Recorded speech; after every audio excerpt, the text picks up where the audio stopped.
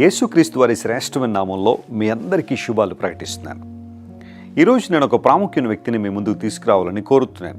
Bible చదవడంలో అతనుకున్న ఆశ, దేవుని వాక్యం మీద ఉన్న అభిప్రాయాన్ని అతడు ఈ విధంగా వ్యక్తం చేశాడు. అతనెవరో కాదు, అమెరికా దేశాన్ని పరిపాలన చేసిన 16వ రాష్ట్రపతి అబ్రహాం లింకన్. అబ్రహాం లింకన్ అనబడే ఈ ప్రెసిడెంట్ అమెరికా చరిత్రలో ఒక సువర్ణ అధ్యాయాన్ని లిఖించాడనడానికి సందేహం ఏమీ లేదు.